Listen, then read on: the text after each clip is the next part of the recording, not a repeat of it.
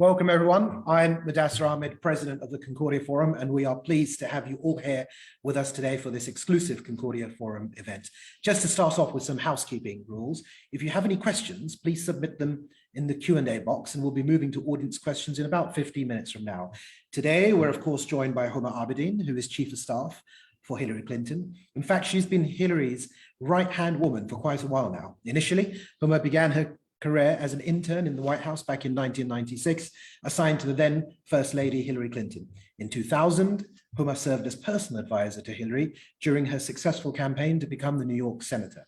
She also worked on both of Hillary Clinton's presidential campaigns, and in 2008, when Clinton lost the Democratic presidential nomination to Barack Obama, and in 2016, when she won the Democratic nomination, making history as the first ever woman to secure the backing of a major US party. After mainly being behind the scenes for many years, Huma's memoir, Both and A Life in Many Worlds, was published earlier this month. In her book, Huma speaks about her journey on the front line of American politics, yet the book covers much more than that. I cannot recommend it highly enough. It's extraordinary and a very powerful story, and it made it deservedly to the New York Times bestseller list. We are delighted to have Huma here today, sharing her personal journey. We're also joined by politicians and campaigners from the Concordia Forum network. So without further ado, I'd like to move on to my first question for you, Huma. We all know that 9/11 marked the beginning of war on terror and drastically changed the lives of American Muslims, who are now seen as the other. Being on the front line of politics, at the time you worked for Hillary Clinton, who was the New York senator, do you feel like your experience was different from ordinary Muslim Americans? Did the people you worked with care about the fact that you're Muslim and had grown up in Saudi Arabia? So Muddassar, first of all, thank you for having me on. I'm a big fan of the work of the Concordia Forum network, as you know, and it's been a few years since I've had an opportunity to meet with you all, speak with you all. And so thank you for having me. I have been on this incredible whirlwind 3 weeks talking about my story, and it's been a really very gratifying and affirming experience. But to answer your question, yes, I mean, I am lucky to be that person who is the product of two immigrant parents, an Indian father, a Pakistani mother, left their countries, their families in the 60s. For them, education was a religion. And they were Fulbright scholars who met at the University of Pennsylvania and moved to Michigan when I was, actually before I was born in Michigan. And when I was 2, my father was diagnosed with renal failure and told, it's one of the first lines I write in my book, which is my father was told he was dying. So he went out and he lived. And 2 months after that diagnosis, we moved for a sabbatical year into Saudi Arabia. And that was 42 years ago and a little bit longer, actually. But in part for me, one of the things I'm really grateful to my parents for is that they raised us exploring the other constantly. We spent our childhood, first of all, we lived in a very international community. I went to an international school surrounded by girls from all over the world and traveled the world, explored other countries and cultures and religions. And my father's whole existence, his life's work was exploring Muslim minority conditions around the world. I mean, his specific expertise was in Europe, but really throughout the world. So here we were, little kids being taken around to, monasteries in Greece to talk to the other, since you use that word, because my father raised my siblings and I not to believe in the concept of not trying to understand the other. So he would have conversations and his colleagues would say, don't have conversations in spaces where even angels fear to tread. But he forced those conversations. He thought it was important to understand. So when I walked into the White House, as you said, in 1996, a 21-year-old intern, there were not a lot of people who looked like me. I was lucky to be in an environment where my differences, my different perspective was really welcomed. So as a 21-year-old, people were asking me questions like, what is Ramadan and why are you fasting? And the first time, Ramadan was actually celebrated in the White House was in the Clinton administration. It's a tradition that has been celebrated every year since then.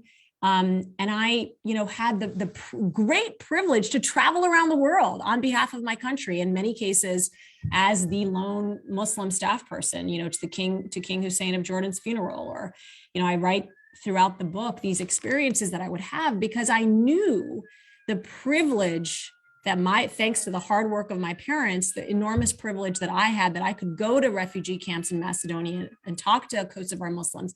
I went to Iraq during the war, met with Iraqi women, Afghani women, knowing that, my life circumstances are very different, but I was glad to have a seat at the table. And, 9/11, for anyone who lived in New York, has changed us and shaped us. It's why I wrote a whole chapter in the book about it, in ways I think we're still trying to understand.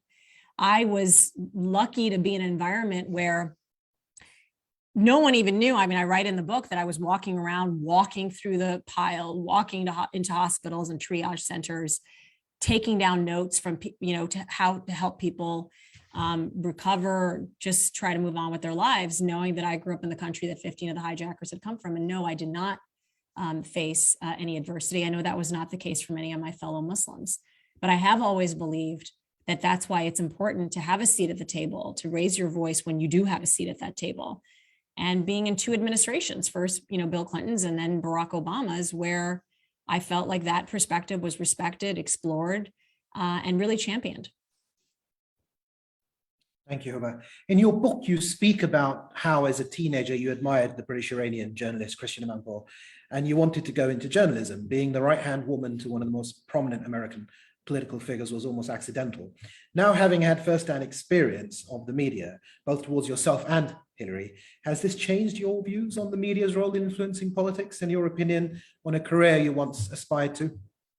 Muddassar, it's one of the many reasons I wrote the book. When I do share the story of being a teenager, sitting on the carpet in our living room in Jeddah, Saudi Arabia, watching Operation Desert Storm, unfold on TV and seeing a face on TV, as you said, Christiane Amanpour. And to me, it was the notion of seeing something, making it a possibility. That's not what I was used to seeing, certainly not living where I lived.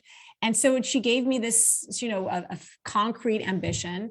And I walked into the White House, assuming that I would have an internship in the White House press office, and then ended up being placed in the First Lady's policy office. And I remember calling my mother from this brick cell phone, and she was still in Jeddah, and calling mom and saying, I don't understand. I'm supposed to be, how am I going to be Christiane Amanpour if I'm not in the press office? And I remember my mom said, maybe plan A doesn't always work out, but try plan B. It might turn out pretty well. And it turned out really well.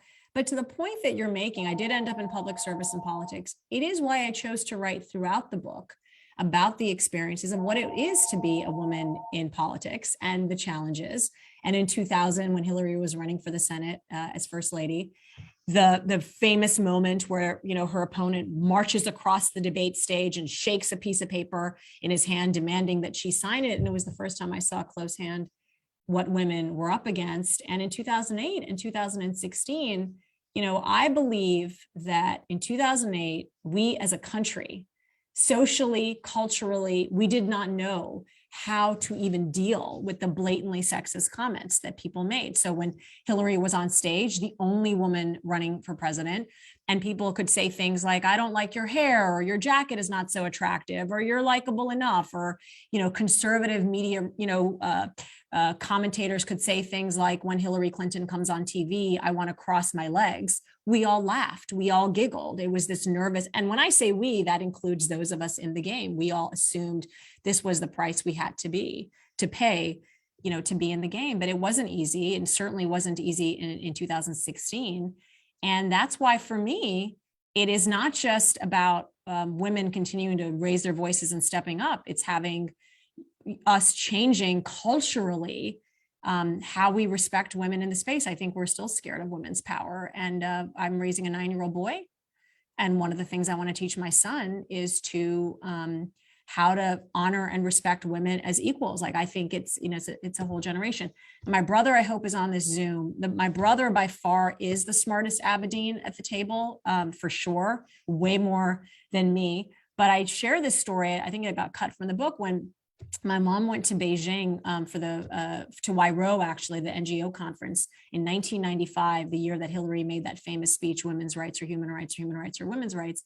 I had gone to the preparatory conference with my mom at the UN in New York. But in September, the Abedin she took with her to that conference was my brother Hassan. And when they were at the conference, my mother tells the story that in all the jostling for women to get into the speech where Hillary was speaking, somebody pushed my brother and said, "What are you doing here? This is a conference for us. This is a conference for women." And my mother stepped in front of my brother and said, "It is just as important for my son to understand the rights, responsibilities, and equality that women are entitled to as men." And so to me, it's everyone needs to have a seat at the table, and everyone bears responsibility, because we've done pretty well. Hillary Clinton has made extraordinary history on behalf of women and girls in this country, but we have a long, long way to go. Thank you, Huma. Next, I'd like to welcome Keith Ellison to join us. As many of you know, Keith Ellison's on. I love Keith Ellison. He's practically a Concordia veteran by now. He's, of course, the Minnesota Attorney General and the first ever Muslim elected to the US Congress. Thank you for joining us today, Keith. Over to you. Hey there. Assalamu alaikum. And Huma, congratulations on the book. Fantastic. Oh my gosh, Mr. Attorney General, I have to, you are such a source of inspiration to me. As I have said to you personally, I haven't seen you in a while, but you have been blazing trails for those of us in the Muslim community with such amazing determination and brilliance, and your leadership. We need you. It's necessary. I'm so glad that you're still at the forefront. And we've been through some things together, you and me. Yeah. So I'm honored. I'm so honored that you're on this. You've joined today. So thrilled. Wonderful to see you. Well, I'm just thrilled about this book. I really believe that, Muslim leaders like yourself have to write books, right? Have to write articles. This is about building a suite of experiences that people can partake of and mix and match and learn from. And you have among the most unique experiences of any Muslim American ever lived. So you had to put your thoughts down on paper. So thank you for doing it. And I know it's not easy, right? It's you got to pour out a lot of your heart when you write that book, didn't you? I did. And actually, Keith, it ended up being real therapy. And I opened the book with this notion of everyone has a story to tell. I've always loved, listening to stories, absorbing stories. And I'm proud to share my story. And people who've read the book often come back, and what the stories that speak to them the most are growing up in Saudi Arabia, the family that I had, my father, who would tell us things like your eyes are at the front of your head for a reason. It's to look forward, but that it was important to understand history. And I believe my father always thought I was going to be a writer, because when I was little and our house was filled with books, my dad brought a book called Silas Marner back from his trip to London. And I was 10 and I didn't understand. It was above my head. And I read the introduction and I realized that George Eliot was a woman. So I go to my father and said, "Why did this woman, Marianne Evans, have to use a man's name to write her book?" And my father said, in the Victorian era, women weren't taken seriously as writers, so she had to use a man's name. But don't worry, when you grow up and you write your book, you will use your own name and everyone will take it seriously. And I do think that sharing your own story for everybody is an important one. And I think for me, I carry with great pride the heritage I come from. The notion of having a history where I had a grandmother who had to demand to go to school in India, because girls were just not sent to school in the early 1900s. And because it was so shameful for a girl to leave the house, she had to leave from the back of the house on an ox cart to be educated every day. And I owe every trip on Air Force One, every time I walked in the halls of Congress with you when you were in Congress, I owe all these privileges to what she fought for, what my parents fought for. And so it is with tremendous, pride that I share my story. And there were hard parts, but really, and particularly what we shared together, you and I, the 2012 experience, and you and I being on the ISIS hit list, like all the ways that our religion, Keith, it is why I write in the book. I start, when I was in the White House and the bombings in Africa, the first, the 93 attack on the World Trade Center, the USS Cole in 2000, seeing in real time how these atrocious acts were really turning, putting this cloud on our faith, and why it was even ever more important. Why, when President Obama went to Cairo in 2009, I was so honored to be on that trip, the first time a United States president of the United States specifically did a speech reaching out to the Muslim community and saying basically what my father said 30 years ago. We have to come to the table as equals. We have to show respect for each other and understand each other. So now I feel like in 2012, when you and I were put on some, or at least I was put on a list and you came out to defend me, really, it's now I'm getting confused. There were so many times our faith was turned into a boogeyman. And Senator McCain went to the floor of the Senate to defend not just, me, but other Muslim Americans, senior Americans in government who were accused of essentially being spies. And then President Obama goes to defend us also, which is amazing in defending our family name, but also they were standing up to the basic principles and ideals upon which our country stood for. And I knew that these rumors, these lies, the fake news about our community and the Muslim leaders in government were working when I go and I write the story in the book, when I accompanied Hillary on an official Secretary of State trip to Egypt. And a man across the table from her said, "We're not sure we trust your government because you have this, extremist, advisor, a woman, named Huma Abedin, who's, whispering in your ear." And of course, Hillary says, "Oh, you mean Huma? She's right over there. You should go talk to her." But it is important to just step up and not be afraid to have these conversations, because otherwise, I feel like 2012 was just the appetizer. In 2016 in this country, boy, it was taken to a whole new level. Did we really, truly become the other? We did. Well, Muddassar, I wonder if you allow me to ask Huma a question. Sure, absolutely. So we go through all this stuff. Yeah. On the one hand, you got extremist Muslims putting us on lists and crazy stuff like that. On the other hand, you have all these other Americans who don't know what Islam is, are very afraid of it, and are happy to whip up hysteria around it based on nothing. I don't know about you guys, but I've never seen a state, a city, an unincorporated township, nothing that has established Sharia law anywhere in the United States. And yet, seem like on January 6th, these people are doing actually crazy stuff and are getting the same kind of treatment. Did that strike you as ironic? I feel you are the way more qualified person in this conversation to answer that question, but it certainly did.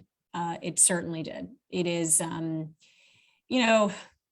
I think of all the things that I don't believe would have happened if Hillary had won in 2016, and January 6th is no doubt pretty high on that list. No question. Pretty high on that list. It is. I now look at what happened in 2008, these accusations against then Senator Obama, these, just suggestions of, questions raised around his Muslim heritage. And I put that in quotations now. And the fact that he sailed through and Senator McCain defended him, that was a canary in the coal mine. It was right. The seeds of just the fear and of the many reasons you have, I've been asked questions by reporters who said, "Oh, was it intentional that you share so much about your faith in the book?" And the answer is, if you understand what it is to be a Muslim, it is a whole way of life. And so I do write in detail about what it is to be part of the ummah that I was part of in Saudi Arabia, then to land, frankly, in Hillary land, where I had another kind of ummah, a source of support and community. But yes, to explain to people that this faith is actually not so different from some of the things they believe. So I've been sitting with my Christian friends in the last 3 weeks who said, "I didn't understand. You believe in Jesus? You believe in Moses?" Like all these things that just seem, because, there's been such a big cloud. It's about understanding and sharing and listening. And I hope to be having more of those conversations in the coming weeks and months, because I think they're so important to have. I think so. And we need, and honestly, not to put people, we need more leaders like you, Keith. You have blazed a trail, and I hope there will be many other young Muslim men and women who follow in your footsteps. I really do. I mean to that. Well, your book is blazing that trail, though. I mean, books are critical. You never know where that book's going to end up. That book might end up in I don't know, Peoria, Illinois, Fremont, California. It could be anywhere. People can download it I hope you're going to do an audio. Are you going to do an audio? Oh, I did do an audio. It's really Oh, good. you already did an can audio. get it You on already did an audio. Amazon, or I can send you one. But yes, I did. I read the whole thing. Absolutely. But my point is, there's some kid out there. Hey, one more thing. What'd your son think about the book writing process? I mean, I'm sure that you were busy and he probably would want to know what you were doing. Okay. Well, no, he has walked in. He's at school right now, and he walks. He says, "Mom, are you taping a TikTok?" And I say, "No, I'm doing an interview." He's like, so it's not so cool. I think, as like any 9-year-old, I mean, he's really proud of me, but he's at the same time doesn't quite understand, why I have to work so much, why I have to travel. He is at that age when I leave. It's when are you going? When are you coming back? Why? Mm-hmm. But then I've caught him talking to his friends saying, my mommy wrote a book and the New York Times wrote about it. I mean, it's been the best, actually it's the best part, because ultimately the book is really for myself. Thank you so much, Keith. I could hear you guys talking. I think we should do a separate session. Yeah. You guys, I would literally just step out of the way and listen. I'd learned so much. But thank you so much, Keith, for taking out time from your busy schedule and joining us today. Really, and I just want to say, good to see you, Muddassar, and Huma, all the very best. And I cannot wait to read your book. And I'm going to tell everybody that they need to get a copy and read it right away. So I really thank you guys. Thank you for joining. Thanks, Keith. Wa alaikum salam. Thank you so much. Now, Huma, in 2016, you were the vice chair of Hillary Clinton's presidential campaign when she won the nomination, but lost the race to Donald Trump, although winning the popular vote. Do you believe that at the time, America was simply not ready for a female president? And with Kamala Harris as the current VP, are we closer to this becoming a reality? I think there's first of all, I appreciate that you noted that 3 million more people voted for her, and that she did win the popular vote, as Democrats have tended to do in the last 20 years, and certainly in our presidential elections. Yes, I do think this country has a problem seeing women in executive leadership positions. I don't think it's a theory. There's research that certainly proves this. Women, I know Debbie is listening, but as I understand it, women have an easier time running for positions like Congress than mayor, governor, and certainly president. And just look at how many Fortune 500 CEOs and companies are led by women. It is hard. It is why I wrote in such detail in 2016 and also in 2008 how hard it was. In 2008, when she won that primary in New Hampshire, Hillary, the presidential primary in New Hampshire, it was history. She had made history. The first question she was asked by reporters of both genders was, how do you explain how you narrowly edged out then, Senator Obama, as opposed to sort of embracing what she had done? In 2016, I write these stories in the book about how we would get so much conflicting advice. So people would say, I don't like her jackets, they're too long, or her voice is annoying, or her hair should be this color, or does she ever make a person today? She looks tired, and all things that, male candidates just do not have to endure. I talk about the hundreds of hours she had to sit in the chair to get hair and makeup done and to go shopping for clothes. And I share a story in a book about a Hollywood director calling me and saying, I want to give her some media training. And I said, okay, great. Who do you think her model should be? And he said, yeah, well, her husband. I said, excellent, great. Anybody else? President Obama, excellent. Both amazing communicators for their generations. Both men. Do you have any women that you would say, she could model herself after? And the answer was just silence, because she is the model. There was no precedent. And then one of my favorites was this man, this media consultant, who said to me, she looks very angry when she's speaking. And when men are speaking in a loud tone, they're passionate. And when women do it, they seem angry. And his suggestion was to put a picture of her grandchild on the podium. I think Debbie is probably rolling her eyes right now, on the podium. And so then she would look down and be happy. And so she would look happy.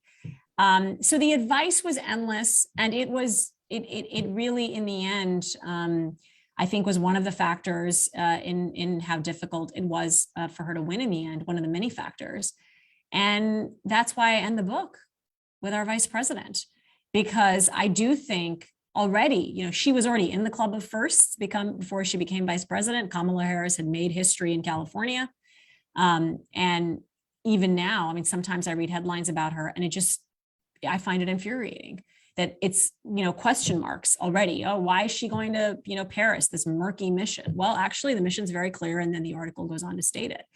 And so I think that the only way forward is, number one, for women to continue, to raise their voices. But we have to, and it's one of the things in my book. Also, I think women need to support other women, and we have a ways to go. I try to be optimistic at the end of the book, but at the same time, things are not going to change unless there is a massive societal, cultural, conscious, and subconscious change in how we approach our fear of power and leadership in women. Thank you, Huma. Now we have Debbie Al-Muntasser joining us. She's, of course, an award-winning educator and speaker. Besides that, Debbie is also CEO of the Bridging Cultures Group. Thank you for being able to join us, Debbie. Over to you. Oh, thank you. Thank you, Muddassar. And Huma, I'm so proud of you. Congratulations on this huge accomplishment. I'm so proud of all of the work that you've done throughout the course of your life. And I was just so thrilled, to pick up your book, and it's just incredible. And my question to you, Huma, in all of the years that I've known you, and I think the American public, has known you, you've been very, very, very private.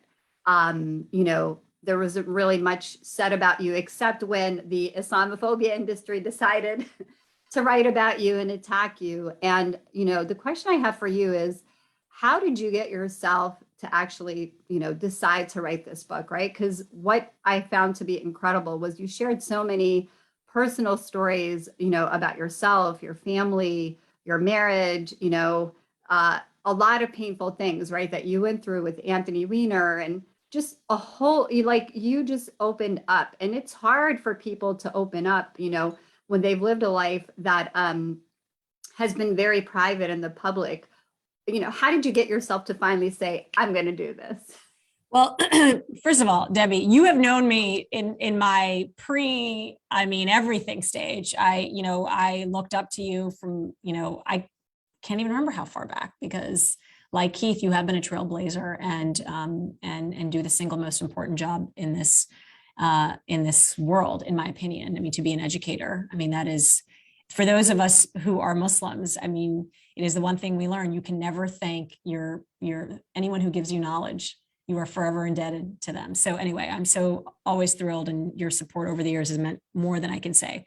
Because the last question Muddassar asked was about women in politics and how hard it is, I do want to share something that didn't stay in the book, but right after the 2016 presidential election, a friend of mine, Anna Wintour, took me to dinner, and over a dinner where I ate 2 salads, 2 entrees, and 2 desserts, only to realize how little I had eaten. The first thing she said to me is, you need to get your life back on track, and you should write your book. You have an extraordinary story. You should tell your story. And I thought it was a terrible idea, to the point you make, Debbie. I am a private person. I'm not only a private person, I am terrified of public speaking. I am terrified. I was that person that when Debbie would come to events in Michigan, when I would go to Michigan for events during the 2016 campaign, I would be physically ill at the idea that I had to open my mouth and be in a room with 10 people, 15 people, 20 people. So I said to Anna, no, I want to go back to reclaiming my life. I'm not going to write my story. I saw Hillary the next day, told her the same thing. She said, great idea. You should write your story. I also dismissed it.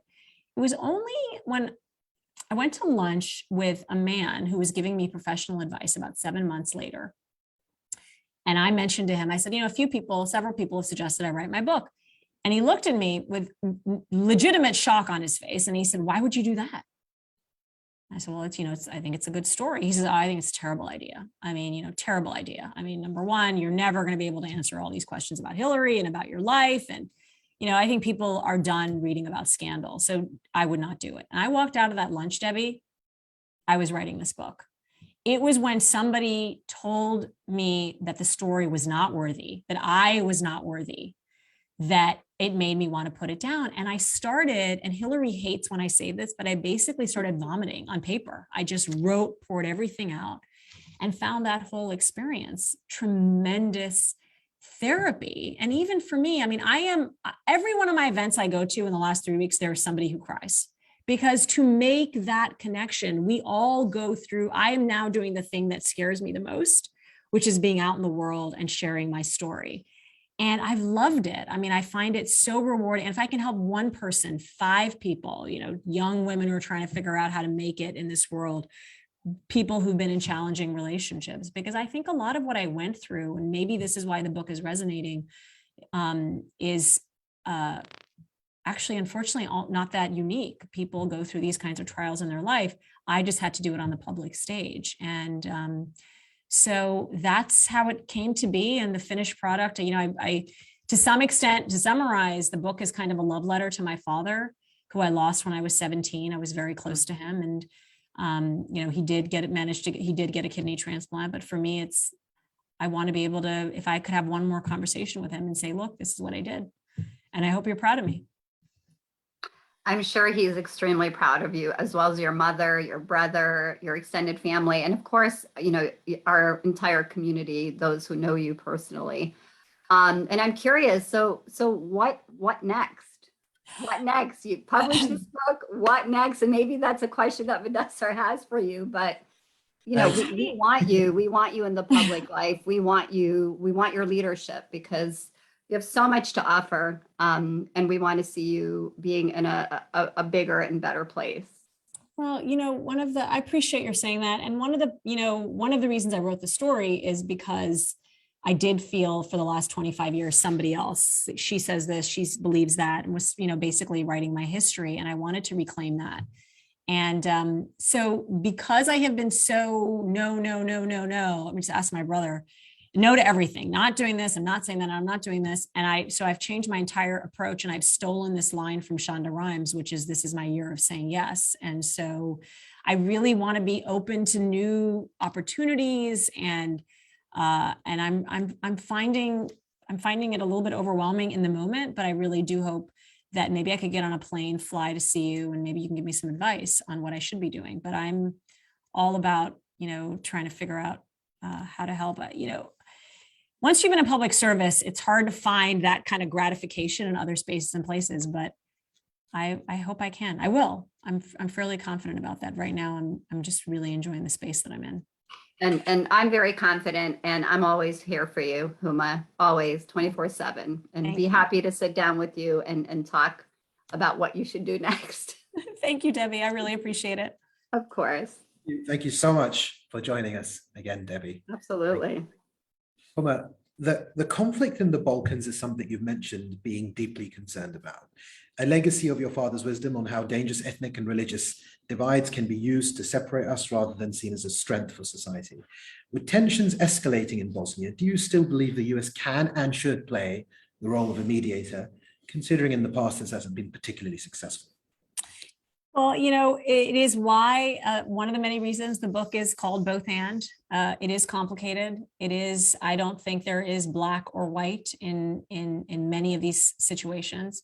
It's why I write about flying to Pakistan in 2009 when Hillary's Secretary of State, and the conflict I felt within, knowing how my family lived in Pakistan felt, knowing, the United States had such a low favorability in that country amongst others.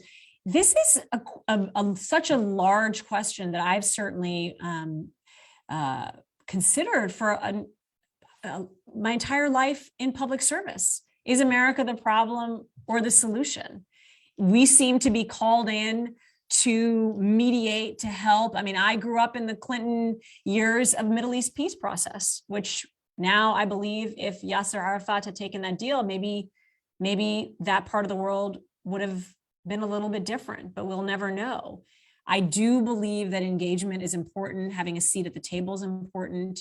But I think if we've learned anything from Afghanistan, it's that you can't go into another country and tell them how to create a government and how to build a democracy that is based on a Western style democracy. It's so much more complicated. And you are exactly right. My father was prescient about what was happening in former Yugoslavia, and was especially concerned about the Muslim minority condition, just as, by the way, as he was about the Rohingyas in Myanmar and the Uyghurs in China and throughout the world. I mean, young Muslims in Europe, in the UK and in France, and this, Farah Pandit, who is the, special representative for Muslim communities, and Rashad Hussain, both of whom I was honored to serve with in the Obama administration, traveling the world to try and build programs and engagement and dialogue. I don't believe there's any way. And I came of age in the world where, as the United States and other allies were trying to decide what to do in Kosovo after the atrocity that was Bosnia, this notion of could the West see a Muslim majority population country in that part of the world? I think that was a real, no one said those words then, but I wondered if they believed it. And I think the only way forward is figuring out the balance. I don't think we can go in and just, do what we've done in the past. I don't think it has worked. I mean, look at Iraq, look at Afghanistan. But I don't see how America can be successful as an isolationist country. It just doesn't work. Look what's happening. Like look what the Trump administration, in my opinion, created in this world. I mean, look at what happened in Glasgow. I mean, this administration has a lot of work to do to participate on the international stage to build back what we had. I'm not saying it's perfect. I don't think my parents even believed it was perfect when they came here in the 60s, but the ideals upon which this country was built on, I think, means we have a responsibility to engage and help where we can. Thank you. Next, we have a member of the UK Parliament, Dr. Rosena Allin-Khan. She's a member of Parliament for Tooting in London. She's also Shadow Secretary of State for Mental Health and part of the Cabinet, Labour Party Shadow Cabinet. Welcome, Rosena. Hi. Oh my goodness, it's so fantastic to be here. Hi, Huma. I feel like I want to get on a plane and fly to the other side of the pond and come and see you for some inspiration. It's oh my gosh, I'm coming to London. You have to make space for me in your diary. Please I want to meet you. Right, we have to sort this out. When are you coming? In the spring. I'm coming for my book in the spring. Muddassar will connect us and fantastic. Love to see you. Oh, thank you. I have been so inspired by your journey and so inspired by what I've heard here today already. And thank you so much, Muddassar, for inviting me to be part of this wonderful event. And oh my gosh, I have so many questions, but what I would really like to know, so me personally, I am of Polish Pakistani heritage, dad Pakistani, mum Polish. I chose to be a Muslim, even coming from a mixed background, and I had a very quick entry into politics and what is sort of described as quite a quick and unexpected rise. And I'm always constantly being told that I don't fit in, that I should have lost the Asian part of my surname, and instead of being Rosena Allin-Khan, I should have called myself Rosie Allin, because I would experience less Islamophobia and be more likely to be elected, or to, climb up the greasy pole of politics by losing part of my identity. And I've always fought back against that. And now I'm raising two little girls, and they have Muslim names, and they're mixed race as well. And I guess my question to you is this: what advice would you have for a woman in politics, a non-white Muslim woman in politics, who's constantly told that she doesn't fit in, or in any other line of work, actually? How would you fight back against that narrative and inspire people to believe that they can fulfill their potential regardless of what people have to say about their religion or ethnicity? Well, first of all, I'm honored that you're on. Second of all, I don't even need to tell you, but your existence, your extraordinary rise yourself, is defying everything people are telling you. Because one of the many reasons you are extraordinary, you are both and. I mean, this is the title of my book is being both and being confident in those roots. I mean, for me, I think my father had this tradition. He had a lot of plants in our house, and he would say people are like plants, and a plant is only as good as its roots. And if you nourish the soil and you take care of the roots, the plant is actually going to be okay. And I really believe that I share the story of moving to the United States for the first time when I was 17, and my father said it's going to be a revolution, living in a sort of Muslim majority country and then moving to the United States the first time. And honestly, it really was, because I did think I bypassed a lot of the experiences I might have had if I'd stayed in Michigan. Just the nature of what it is like growing up here, as it may have been for you. But what it seems we both have in common is having a real connection to those roots. And I try not to listen to the naysayers, because believe me, I'm sure there are naysayers. I do think the only way forward is having more of people like you and me, and doing it the way you're doing it, to be so out there, so unafraid. I think fear, whenever I sign my book to a young woman who's shaking and doesn't know what they want to do, I always say, do the thing that scares you the most. It's probably going to be worth it.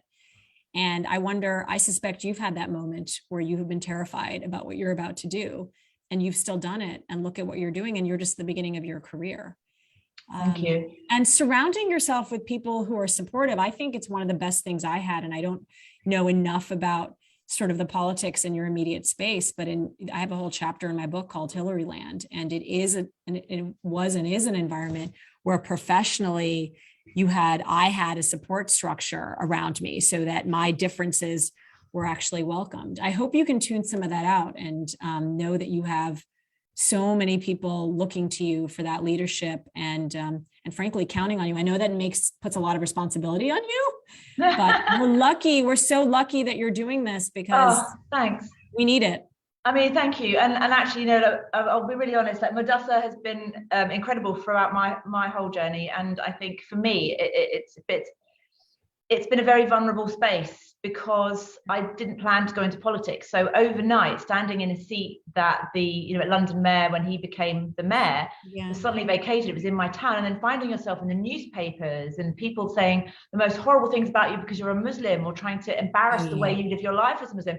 And not being white enough, not being Asian enough, not being Muslim enough, being too Muslim. It's a very vulnerable space. And I think what I get from what you're saying, and some of the things that I have tried to sort of take on board, is it doesn't matter what anybody else thinks or what their definition of me is. The only thing that matters is me and my relationship with Allah and my deen and my faith. And actually, that is worth 100 colleagues supporting you and lifting you up, because ultimately what Allah wills, I've learned, is what Allah wills. When Allah wills something, there's nothing that can stand in the way of what one can achieve. And it's just so nice to be with another sister, seeing you and hearing you doing that so beautifully and so inspiringly. And I don't want any more time of yours, but I want to say two things. Number one, I don't know if this is helpful or not, because I've had a lot of really horrible things obviously said and written about me over the years. In fact, my staff, when we were preparing to write this book, they said, we've been searching all the articles. I don't read anything about myself, just so you know. I don't read anything, watch anything. Hassan watches everything for me and then tells me what I did well, my brother, what I did well and didn't do well, my mom, but I don't. But when they started researching this book, they said the most common headline about you from the last 15 years is, what is wrong with her? Okay. And number two is, what is she thinking? So I wrote exactly what I was thinking. But to the point that you made about your faith and having that, because I say this to all my non-Muslim, friends or conversations that I have, in that, what is Muslim prayer? It's essentially stepping back from the world. It's a meditation. It's stepping back from the world, having that singular communication between you and a higher power. That's it. And reflecting on your deeds and your actions and intentions. But no one has asked me to say this. And I know much of my book by heart, but I opened my book with a letter from my father that I found after he had passed. And if Muddassar will allow me to, it's very short, but what he wrote, I'm going to summarize it, but this is why this I think will speak to you too. Whatever the provocation, it should not influence you to act in an unbecoming manner. You have to be fair, honest, and direct. If you can't stand the heat, then as Truman said, get out of the kitchen.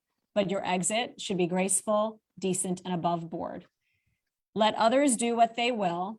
You are responsible in the first instance to yourself, to your principles and values, and ultimately to Yahweh, is what my father wrote, Allah. And that's really what it, that I think in so many ways summarizes like how we should make our way in this world.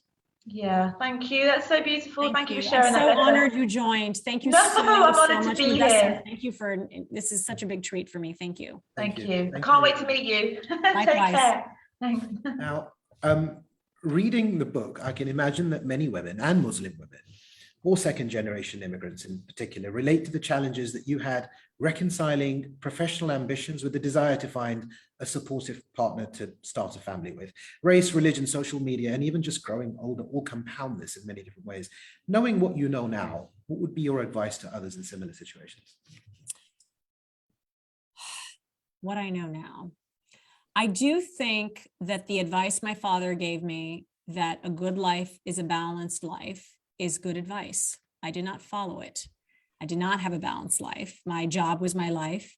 I write a chapter in the book that starts, it's called Calling White House Signal, about a family wedding I was about to attend 25 years ago and getting a call. I was a new White House staff person. And they called me and said, do you want to go to Argentina? You have to leave tomorrow. And I said, yes. And I always said yes. And I write about that proverbial fork in the road, making that choice between family and work. And I always picked work for a really long time. I missed family weddings. I missed my nieces and nephews' births. I sort of missed that, that connection. And as I write in the book, I wasn't even looking necessarily to get married. I joke about my mother would tell people, oh, you want my daughter to give up her job at the White House or the State Department and like move to Ohio to be a doctor's wife. Good luck with that. I mean, I was lucky in that my parents also, all they said to us is we just require that you be educated. Beyond that, you can do whatever you want. So I wasn't actually looking for love or looking to get married. It kind of fell upon me. And there were not a lot of, people who were like me in my part of the world. And so I fell in love with Anthony kind of by accident. And a lot of my friends who read the book didn't understand this part, but I think anyone with a Muslim background would understand it. Anthony was my first love. He was the first man I was ever with, the person I married. And so I didn't have the kind of romantic experiences that a lot of other people in this country have. It did not turn out so well as you've read in the book. But I can't say I have any regrets because I have my son and he's the most important thing in my life. And I can't imagine he's the reason I live. But I would say balance is really important. And then finding that connection with, if you can find a life partner who has common values and principles, it really, I don't think it's easy to find. At least in my opinion, it wasn't easy to find, not in politics. But when you find it, all my siblings have found it. And I write in the book how jealous I have been of their life and love stories and their life partners and how happy I am for them. Thank you, Huma. Now we have Samar Kaukab joining us. Samar is Chief of Staff at Columbia's University Division of Natural Sciences. Thank you so much for joining us, Samar. Over to you. Thank you, Muddassar. Huma, first of all, congratulations and thank you for writing this book. As a fellow South Asian woman, a mother, and someone who's had my fair share of personal trials while pursuing a demanding career, when you say that your story is unique and yet that it's not singular, that deeply resonates with me. And at the same time, as you said, your book is called Both and yet it seems that you're often presented by others and are placed in situations as an either or. Mm-hmm. And you mentioned that story when you were talking to Debbie about when you talked to Anna Wintour, who is a personal mentor of yours, and what compelled you to share this story that you've written, with the idea that if you don't tell your story, somebody else will. And yet there are critics, even now, who have said you haven't shared enough.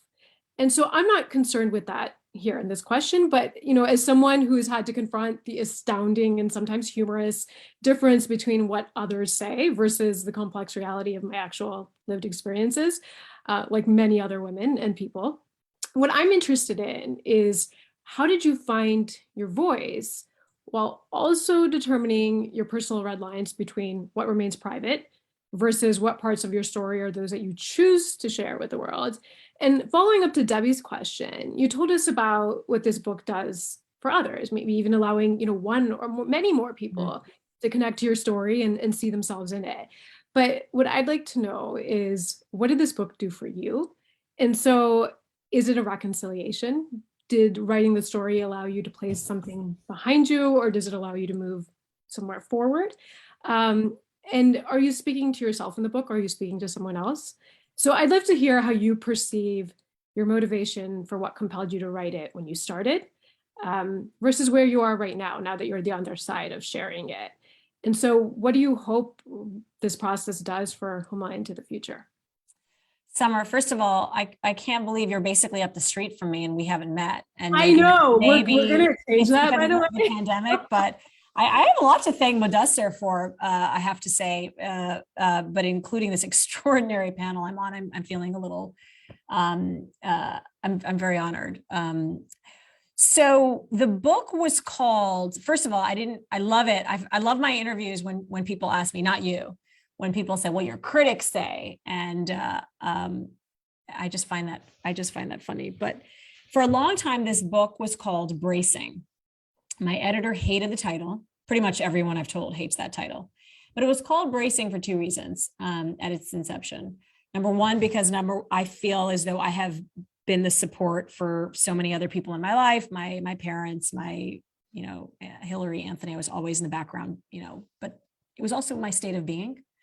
I was always bracing for the next story, the next accusation, the next FBI interview, the next, investigation, the next tabloid, every day for as far back as I can remember.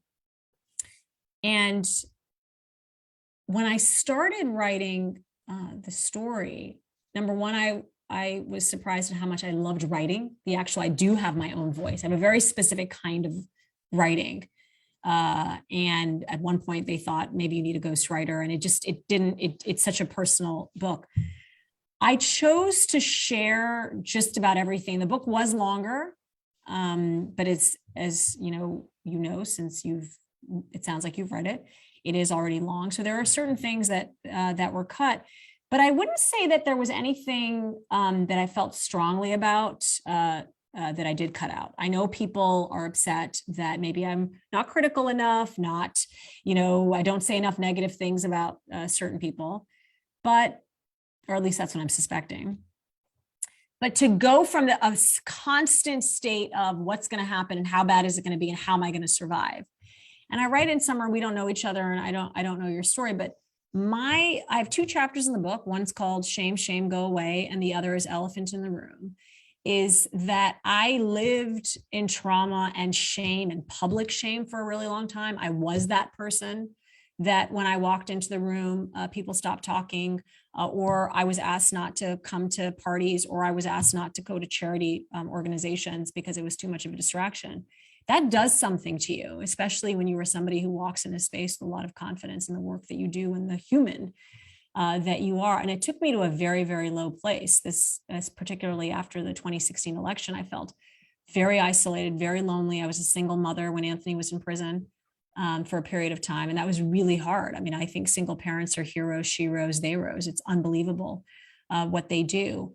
And my faith is what saved me. Having a supportive family and friends saved me, but also getting professional help saved me. I had to get to the other side.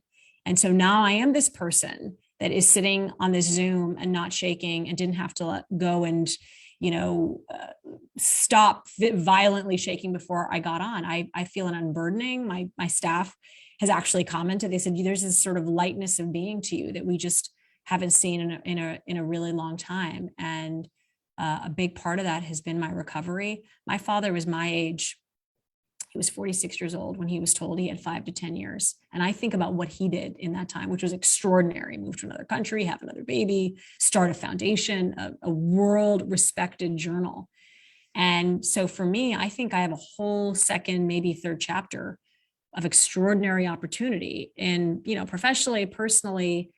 And to say that, to even be able to say those words to you is pretty empowering. It's self-empowering. And maybe so you haven't run through another Zoom without making someone cry. So,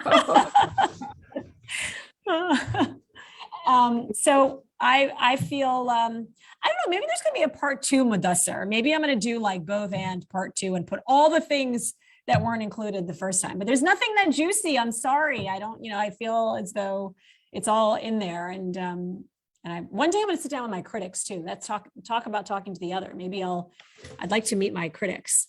The critics, yes. Actually have a conversation. Well, thank you, Huma. That was really, really lovely. And I think just again, just echoing the point on, with Muslim women particularly, is to hear someone very honestly confront all of it. It's just, I want so much more of that. So thank you for starting that process. Thank you. I really appreciate that. Thank you. Thank you so much. Now, since we're almost at the end of the event, and we've certainly covered a lot of ground here, I'd like to ask you, Huma, for any concluding remarks, anything you'd like to share with us and our audience. We're all of course going to buy the book if we haven't already, but other than that, is there anything else you'd like to share with us? Well, I hope people do buy the book and read the story. And one of the biggest messages I hope people will take away is the importance of making connections. The fact that we are so much more connected in ways that we don't even realize across countries, I share a story in the book about a woman who read an article, a profile of me in 2007 that I only thought my mother would read. And, 15 years later, she wanted to host a fundraiser for Hillary because she read a story, an article about, a brown Muslim woman in Vogue that she thought was, pretty unusual. And she wanted, to help this person. But again, the importance of making connections, staying connected, understanding, because for me, at least in this country, I feel as though we are living in an increasingly either or world. And that terrifies me for my son.